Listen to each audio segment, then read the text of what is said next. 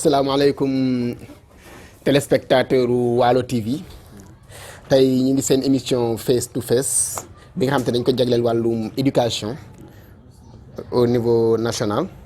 donc li ñu war a waxtaane nag yëpp mi ngi jëm ci tey ci wàllum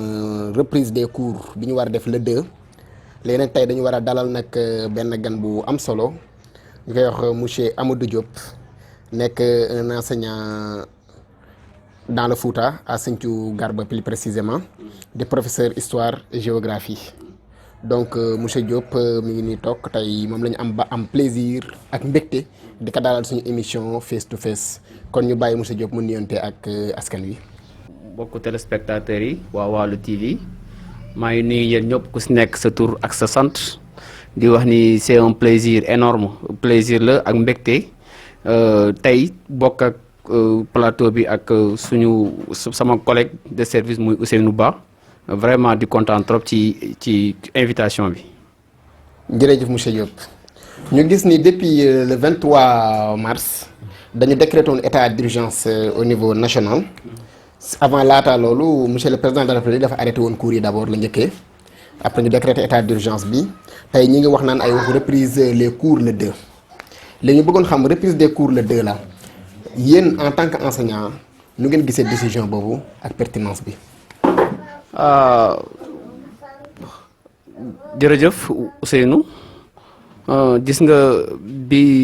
mbas mi duggee ci réew mi ba léegi nii le 2 mars ba léegi nii ba ñu commencé am suñu premier cas boobu dañ ci teg 10 jours après ou bien 12 jours après le 16 plus exactement ñu waroon jëm ci feetu Pâques président arrêté. joxe génne décret arrêté cours yi parce que ragaloon nañu rassemblement nañu interdire woon si au même dans la même foulée si le président arrêté wu tëjoon jàkka yi tëjoon comment dirais-je lieu de culte yi donc parce que feebar bi bëggul rassemblement donc ñun acteurs éducatifs yi ñu rafetlu ko trop ñu ñëpp ñu rafetlu ko on l'a salué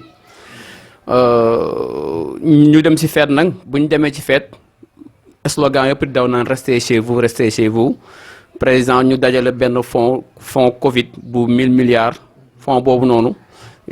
jàppale population bu baax am fu mu dugg donc mu doon décision bi nga xam ne du Sénégal kese moo ko jël tëj école tëj université dëkk yëpp ñoo même réew yu ñu am doole yëpp ñëpp jël nañ ko mu doon décision bi nga xam ni peut-être mën naa ni tax na ba feebar bi nu mu waroon lawee wu ko quoi kon donc c'est une décision bi nga xam ni dañ ko saluer. d'accord léegi décision bi salué ngeen ko. dès lors le 13. ou le 16. donc cours yëpp arrêté nañ ko au niveau national. enseignants yi toog seen kër. di def seen ay activités personnelles. léegi ñu dem ba mu sori booba temps je pense que cas yi matul woon sax 20. amaguñu woon ay moor yu bare. ñu dem ba cas yi moor yu bare. ak situation dëkk bi ni mel ni. président jël décision ubbiwaat école yi. loolu ngeen ban jàngat ngeen ci am ci loolu. avant muy jël décision bi le 2 bi pour ubbi école yi njëkkoon nañu jël première date mooy le 6 avril mais bu ñu jëlee le 6 avril xam ni kat sit cas yi mi ngi gën yokku mu waxtaan président lu mu def mu waxtaan ak autorités sanitaires yi les acteurs de la santé ñu gis ñu yokkaat ba le 4 mai ñu demaat ba le 4 mai affaire yi jéggi dayo ñu jugé président waxtaan ak acteurs santé yi mu jugé nécessaire que ni il faut aussi ñu yokkaat. donc ñu yokkaat affaire yi ba le 2 juin léegi nag gis nañ ni le 2 juin bi ñoom kut ko kut dañoo bëggoon nit ñi dellu ci école yi dama jàpp ni kat loolu buñ ko defee peut-être waxtaan nañ si ak les autorités sanitaires parce que ku nekk da nga lu ak sa ak loo comment lu sa xam-xam kii parce que autorité sanitaire lu mel na ay ñoom docteur docteur Seydi ñoom ak ñeneen ñoom peut-être décision le 2 juin bi ñoom peut-être am na nu si waxtaan ak gouvernement ba déggoo ci ñun xamuñu mais ce qui est sûr et certain constaté nañ dans la sous-région dëkk yu bari aussi s'acheminé nañ vers comme la réouverture des classes d'examen même ay France ay ñeneen ak ñeneen dañu commencé ñoom itam dans les classes d'examen donc mën nañ aussi am na yenn mesures barrières yi nga xam ni promettre nañ ko ñi loolu nañu accompagner les enseignants. donc mesures barrières yi mel nañu comme ay masques utilisation des masques dans les écoles port obligatoire des masques am na aussi ñu naan dañuy jox élèves yi comment dire école bu nekk thermoflash. école bu nekk day am bunt bi day am gel dañuy thermoflash dañuy contrôler sa température gel yi ku dugg raxasu ku génn kuy dugg raxasu cela veut dire que dinañ mettre en place des comités de suivi dans les écoles donc est-ce que réellement ces mesures là dinañu permettre foofu bëgguma la dagg mais foofu laa bëggoon dem ak yow moom mooy état dafa annoncé rek ay mesures est-ce que réellement à l'instant T xam nga yow demagoo Sinthiou ndax boobu tamit foofu kaa la effectivement ndax xam nga d'abord avant qu'il y ait les renseignements il faut que d'abord ñu mën a ubbi ak ñu enseignants ñu mën a acheminer d'abord gis nañu premier jour bi cacophonie bi ci am dañuy toog ci gaar yi duñu dem ci gaar yi dañuy dem terminus Liberté 5 dajale fa enseignants yi coow la nekk fa enseignants yi dajaloo foofu est-ce que foofu di sax porteur du mujj nekk centre d'infection bu grave bu nga xam te ni feebar day dugg biir Sénégal zone yoo xam ne eggu foon sax mu egg fa waaw donc est-ce que donc décision boobu pour man en tant que acteur dama jàpp ni et parents d'élèves est-ce que du am inquiétude tuuti bu ngeen am yéen enseignants yi par rapport aux élèves ak seen santé yéen personnellement effectivement donc inquiétude moom mënta ñàkk d'autant plus que boo xoolee région yëpp corona bi laa na leen sauf la région de Matam d'autant plus que ñun ñi war a dem Matam déjà écho yi ñu jot depuis démb ak bërki démb ñi ngi jot écho enseignants yi ñu ngi leen di stigmatiser mooy maanaam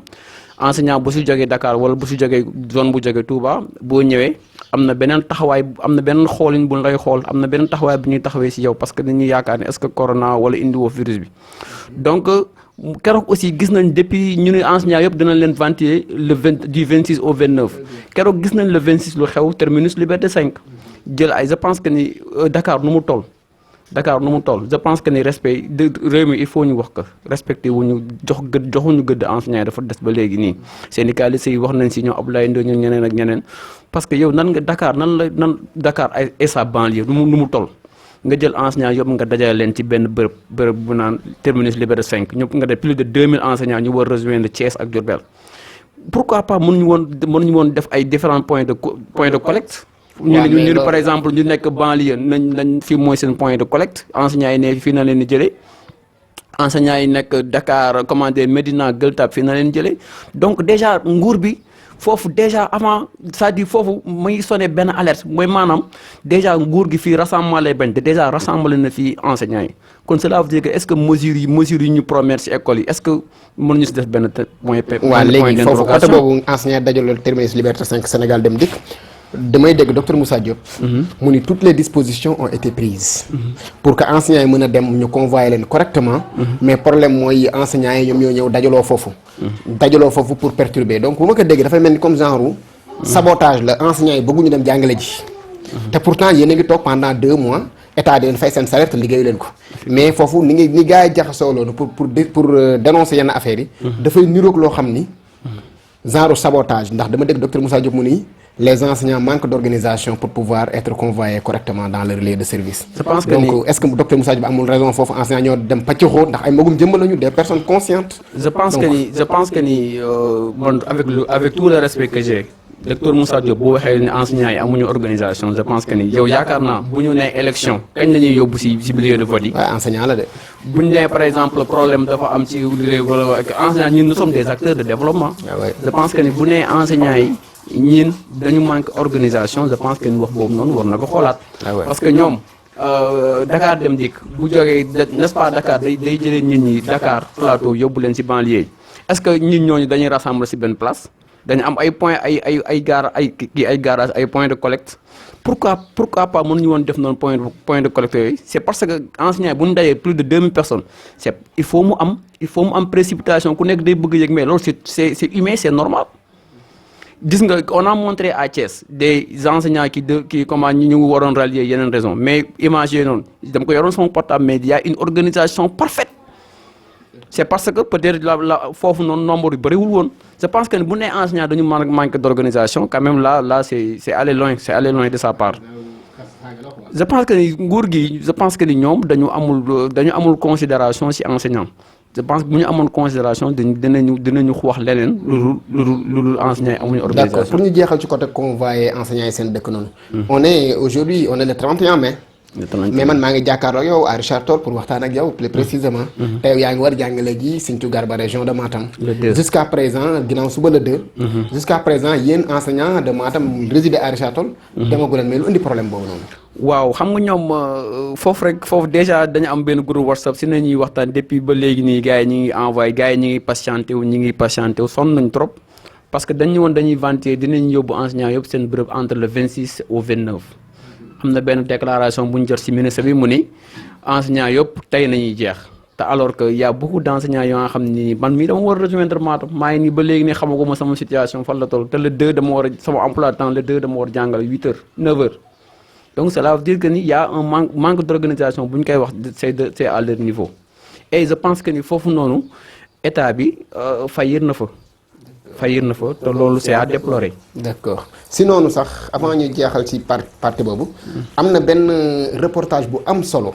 micro trottoir bi nga xamante ni waa équipe bu Waalo TV wàccoon nañ ci terrain bi. def ko ak Soxna Khady. ba nga xamante ni parents yi sont partagés ñii ne nañu d'accord nañu ci ñeneen d'accorduñ ci ñi dañu xaw a ragal donc problème boobu noonu est-ce que moo leen rejoindre donc dinañ ko teg léegi nit ñi gis ko jàkkaarloog xalaat xam li ci population bi xalaat au niveau de Richard Toll.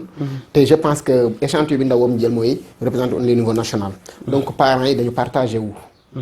donc ci loolu noonu quoi. donc dinañ ko tegal askan wi léegi ngeen jàkkaarloog moom ci wàllu interview.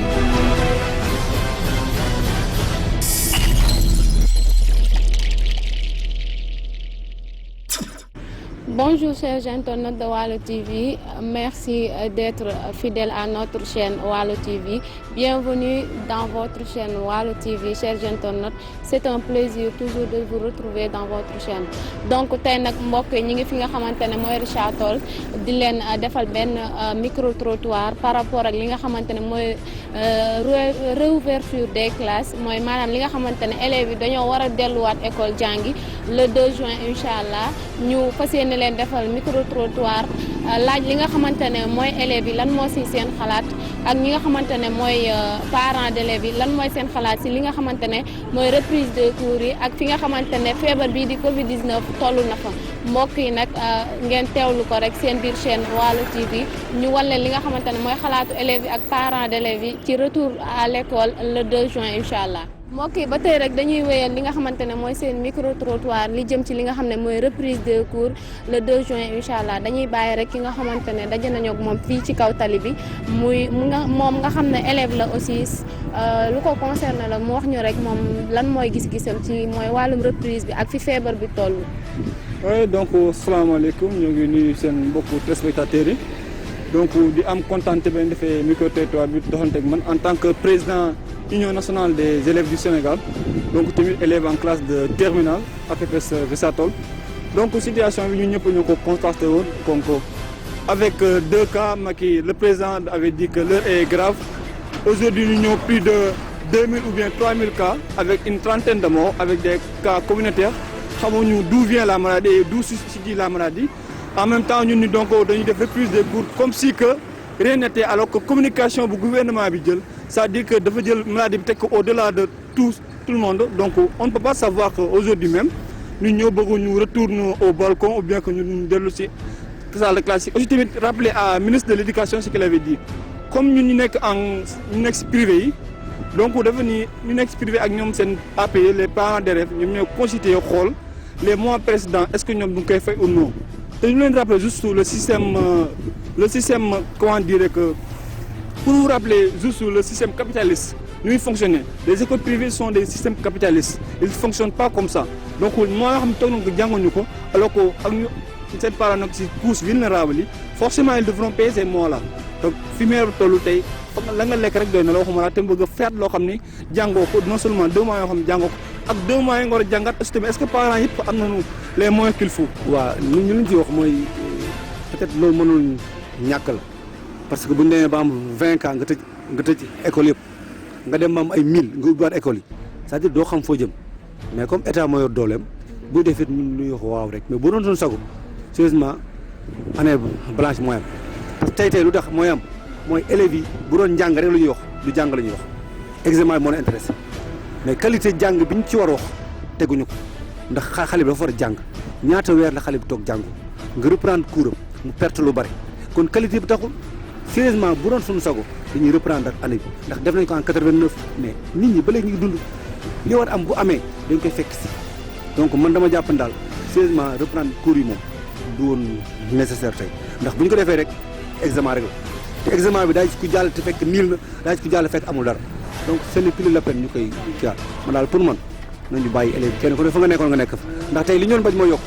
élève bi da koy am ñu mu jóg toogaat di arrêté waat cours yi amul njëriñ donc man daal dama souhaité woon daal gouvernement bi bu ñu déggoon mu bañ ko jaar ñu bàyyi nit ñi élèves ku ne fa nga nekkoon nga nekk fa def sa cours de vacances wala sa cours particulier yaa xam mais daal loolu laa amoon man lu ma ci xalaat. waaw ñun moom vraiment am na njaqare ak tiitaange bu ñu waxee njaqare ak tiitaange président Macky Sall le 14 mars la jël dogal tëj école yi li ko waral mu tëj ko mooy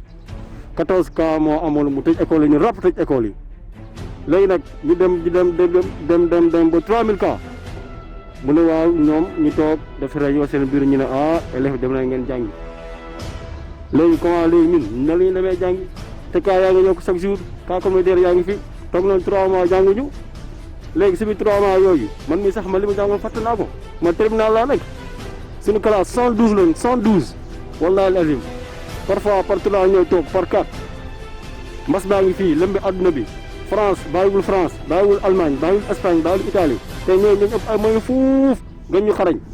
président Macky Sall ñu élèves dem na ngeen jàng bëgg ñu forcé donc léegi ñun nag ñun jànguñu tey jànguñu suba jànguñu ginnaaw suba ministre bi barki démb dafa toog télé ñu élèves dem na ngeen jàngi élèves bu ne dina am 3 masques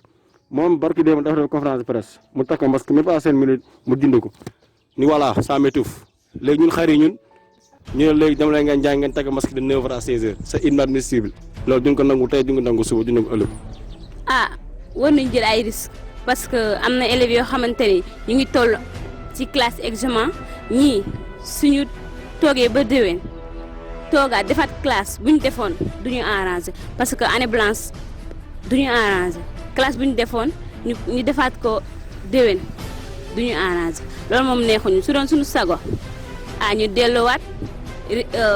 nguur bi jël ay matukaay yu war ñu dem jàngi loolu daf ñu neex parce que imagine toi ñii ñuy tollu classe examen déwén ñu ren ñu war a def examen pour passer léegi ñoom suñu passé wulee léegi nit ñu ñëwaat am na élèves yoo xamante ni du ñuy nangu defaat classe bi ñu defoon daaw ñii duñu obligé pour dem en classe supérieure te loolu noonu neexuñu su doon suñu sago ñu jël ay matukaay yu war ñu dem jàngi. waaw man moom wàllu retour école bi moom d'accord ma ci chaque jour cas yaa ngi yokk chaque jour cas yaa ngi yokk xale yi risqué la ñu takkaloo ñu masque te ñoom du ñu takk masque moom du yoon man moom d'accord ma moom man parent d'élève laa d'accord ma. nga xamante ne mooy seen micro trottoir jëm ci li nga xam ne mooy réouverture des écoles li nga xam ne moom la xale yi war a dellu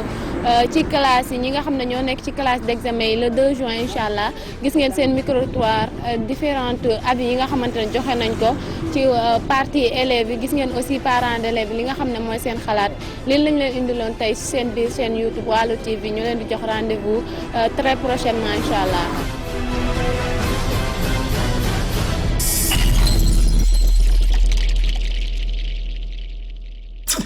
léegi dem nañu xool reportage bi ba ñëw comme ni nga gis noonu ci image yi population bi ñii nangu nañu ñii d'accorduñu parents yi d'accorduñu léegi monsieur Diop lu sa jàngat ci parents yi di ñu wax noonu léegi. je pense que ni foofu Ousseynou dam lay gërëm ci question boobu parce que réticence parents yi moom il faut ñu comprendre que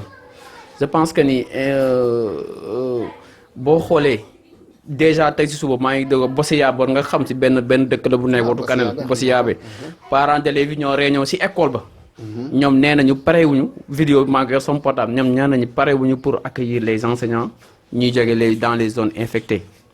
kon cela veut dire que ni te ñoom nee nañ duñ yóbbu seen doom et Dakar gis nga fan yi passé ni collectif des gouvernements scolaires ñoom lu ñu waxoon te ñoom ay xale yuy dem ba def ay collectif ba journal di leen ba ñu leen di interview c'est parce que ñooñu am na ñu nekk seen ginnaaw kon ñu nekk seen ginnaaw c'est sûr que ce sont des gens majeurs ce sont des parents d'élèves kon cela veut dire que ni ragal bi mu ngi fépp stigmatisation mi ngi fépp am na ñi nga xam ne bàyyi mbas mi duggee ci réew mi rek bàyyi seen benn doom génn contrôle strict ndox nañuy teg l'eau de javel nañuy teg si buntu kër ku dugg raxasu ku kenn du génn port masque obligatoire mais je pense que les parents yi aussi seen crainte xam surtout fan la mën naa ni si bu fekkee école bi la rek dispositif mën nañu ko régler comme par exemple à Dakar ou bien dans les zones infectées comme Thiès ak feneen mais le problème mooy l'itinéraire élève bi war a jógee benn distance ku war a jógee banlieue war a dem ba ci biir parent bi boo gisee muy inquiété wu la moo tax muy inquiété wu itinéraire bu élève bi di jël élève bi ban oto lay jël oto boobu noonu qui est contaminé qui n'est pas contaminé élève bi il ne sait pas yaa ngi comprendre inquiétude bi foofu la nekk si itinéraire donc monsieur Diop. donc les enseignants sont inquiets pour leurs élèves. fan la ñuy jëlee feebar bi ba mën nañu ko jëlee feneen indi ko si école bi. contaminé ñeneen te duñ ko xam. donc loolu c'est un fait. donc léegi donc est-ce que état bi donc décision bi mu jël. développé na peur ba pare déjà. comme ñun ni ñu ko jàngatee dans la population a peur déjà. certains enseignants sont stigmatisés dans leur lieu où ils sont. bu demee dégg benn audio WhatsApp waa ji mi ngi naan femme bi mi ngi naan. kii bi mu demee ci école am fa mu toogoon sax dafa ko doon sotti ndox di fa taal foofu. parce que dañ leen ragal déjà ñoom ñu jóge ay Dakar. Thiès Mbour et cetera. donc léegi état bi décision yi mu jël kon c'était parce que décision bi yaakaaroon c'est une décision politique. parce que pourquoi man ma ne décision politique la. en tant qu'observateur libre. li ma si jàpp moom mooy. Pourquoi ouvrir seulement les classes d'examen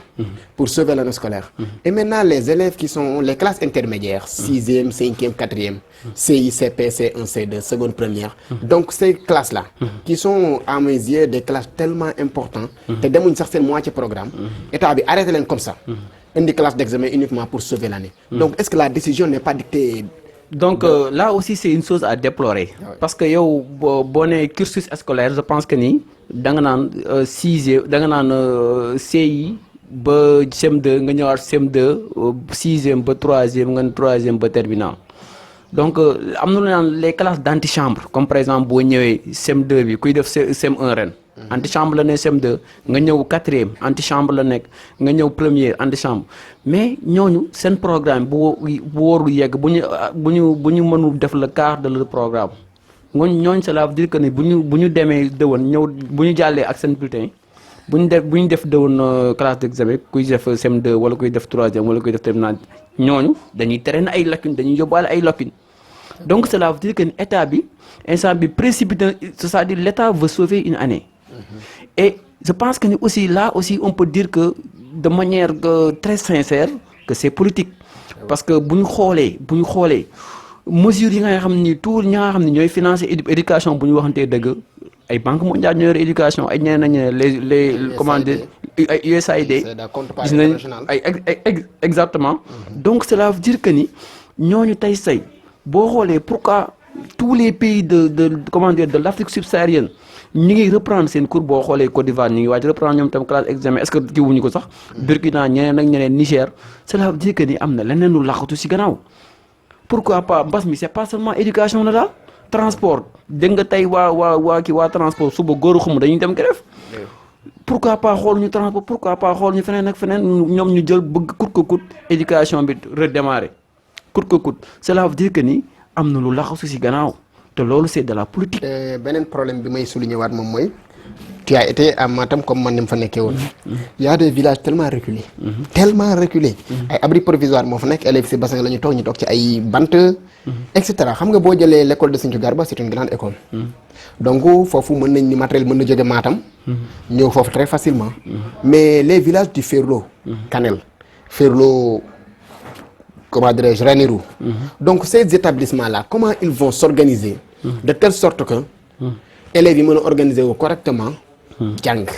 Est-ce que loolu état bi mën na si jël yenn mesures yi parce que ñun xam nañu la difficulté que les inspecteurs même ont pour entrer dans ces villages-là. Effectivement. Donc est-ce que le matériel sera disponible? Est-ce qu'il y aura pas de problème par-ci par-là? yi nga xamante ni yéen vous le vivez de jour en jour. Honnêtement man demaguma comme que demaguma ñi ngi dégg ay écho rek ñi ngi dégg ay écho comme quoi comme l'IFDPT xam nga PT léegi dafa am IF Podor am IF. l'IFDPT ñu ngi naan li leen doté ci ay matériel li ñu leen waxoon matériel yi atteindre sax comment dire le minimum. Cela veut dire que ni y a un problème cela veut dire que ni état bi je pense que bu mu bëggee doté école bu nekk ay masques ñu xayma élèves yi def terminal ñu doté leen ay masques élèves yi def troisième ñu doté leen ay masques. élèves yi def comment dirais-je CM2 ñu doté leen ay masques je pense que l'État ou bien à travers les collectivités locales à travers les maires l'état bi dañoo waroon travailler ak ñooñu ak tailleurs yi ñu confectionner ay masques avec ce qu'on appelle les acteurs locaux ñu jéem xool nu ñuy faciliter le travail de l'état parce que l'état aussi mënul nekk l'état fu ne mënu fa teg baaraamam il faut gars yi dina ko ay des relais communautaires pour mën faciliter le accès écoles yi am ay matériel wax nga ko écoles yu mel na par exemple Fouta des villages tellement reculés qui ne sont pas sur l'axe yaa village yi nga xam ni ñoom boo xoolee village bi ak télé bi mën na ay 50 kilomètres wala lu ko 100 kilomètres souvent. élèves yooyu noonu mënoo xam si yenn est-ce que conditions sanitaires yi ñu wax yi valable Dakar yi ñu mën assurer élèves yi à Dakar li ñu mën assurer élèves dans les grandes villes comme à Saint-Louis comme à Thiès est-ce que mën na leen assurer sécurité sanitaire boobu au niveau de ces villages. parce que dans le Fouta parce que foofu la ñu gën a maîtriser. donc li am Fouta ñun xam nañu problème ndox mu fa posé wu. démb maa ngi lire Walfadjri ñu def benn documentaire si Ñaaruwal. Ñaaruwal c'est un village bi nga xamante ni il est à presque 100 kilomètres de Kanel. mi ngi dans le entrée du Ferlo. Ñaaruwal ñu ni Ñaaruwal il ne se lave presque plus. effectivement te léegi mesure barrières yi scientifique yi li ñu wax ne nañu gel bi sax ndox ak saabu moo ko gën a baax. ku amul ndox est-ce que mesure du gel noo koy respecté. donc ça c'est un fait beneen bi moom mooy au niveau du lycée. si tu vas dans les grandes villes comme Richard Toll Dakar Matam tu vois terminal L1 L' A jusqu'à L' E. L2A jusqu'à L2E. S1 A jusqu'à S1D. Donc ces écoles-là, ces grandes écoles-là, on va les partager en groupe de 20. Effectivement. Et il y a combien de professeurs de philosophie? Effectivement. Est-ce qu'il n'y aura pas de carence de professeurs de philosophie dans les établissements là pour les classes de terminale? Oui, loolu aussi c'est un problème parce que boo jëlee lu kooku je pense que soxlu sax ñuy dem bu sore dañuy jël l'exemple du lycée de Richard Toll.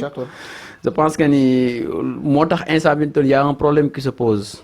On a réduit il y a une réduction horaire maanaam dañoo wàññi heures yi ki waroon def par exemple 6 heures de temps histoire géo léegi 4 heures de temps nga def wala lu ko gën tuuti philosophie même chose matière scientifique même chose cela veut dire que ni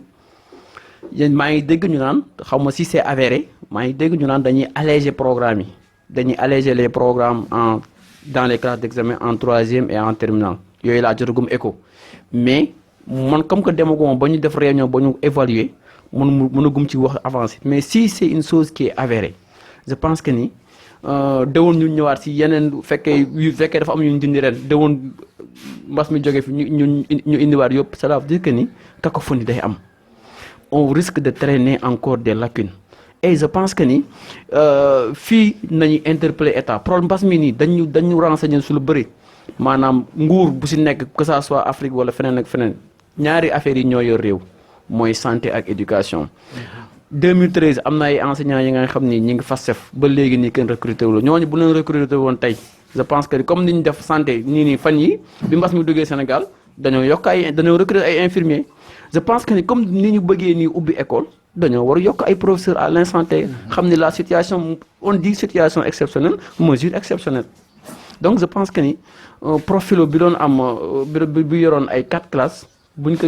classe de 50 fii xam nañ ni suñu classe yëpp c'est des effectifs pléthoriques de 50 élèves buñ ko diviser en 2 mu nekk 20 élèves cela veut dire que ni le prof n'aura plus assez d'heures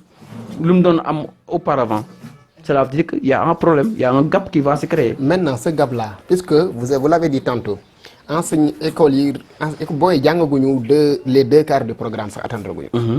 léegi bu ñu bëggee dem ba nga xamante ni dañu war atteindre 100% de leur programme pour def examen au mois d'août comme ni ñu ko ficelee ci calendrier bi. donc d'ici là booy seen heure doyul.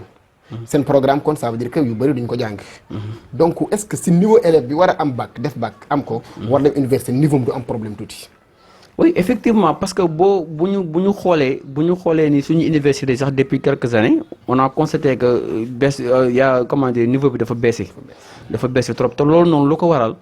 mooy que am na yenn matières yi nga xam ni il faut qu'on revoie le programme parce que revoir le programme bu ñu koy wax c'est parce que situation yi mel nii nañu war di envisager catastrophe naturelle mu ngi nii am ren ci àdduna bi yëpp lëmbee àdduna bi yëpp situation économique bi dafa am récession économique bu extraordinaire bu am maanaam économie yëpp dellu ginnaaw maa ngi dégg tey France Renault benn entreprise buy defar oto dañoo dàq travailleurs yu bare ba ñu ngi ñaxtu cela veut dire que ni instant bi ñu toll nii réew mu mel nii situation yi da nga war di anticiper léegi étudiant bu dem étudiant bu am bac comment dire élève bu am bac war dem université war a def géographie war a def wala def histoire te yow li nga waroon tey élève bi li mu waroon jàng si nga yaa xam ne dañ ko jàppale mu yegg bu demee université mu am tuuti notion si yi muy jàng du ko jàng bu demee université day nekk liir bu soog a judd rek. D'accord. Ça veut dire qu'il y a un problème. Monsieur Diop, donc, vous avez depuis le début, donc il y a un problème de système, problème de priorité. Parce que boy set état de full éducation priorité mom ak santé ñoo wara nek priorité comme ni gaay di wax mais dañuy investir si yo xamanteni peut-être dañu xalat sen benen mandat wala lenen lolu kasse la c'est que suñu réew yi il est temps nak damay fofu lay jéxalé suñu réew yi il est temps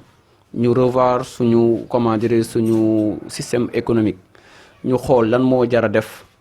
lan moo jàmp lan moo jar a def ak lan moo mën a xaar je pense que fi ñu toll nii santé ak éducation wan nañu comment dire wan nañu crise bii nii santé ak éducation ñoom ñoo gën a am solo ci mbir mi ak transport peut-être mais je pense que ni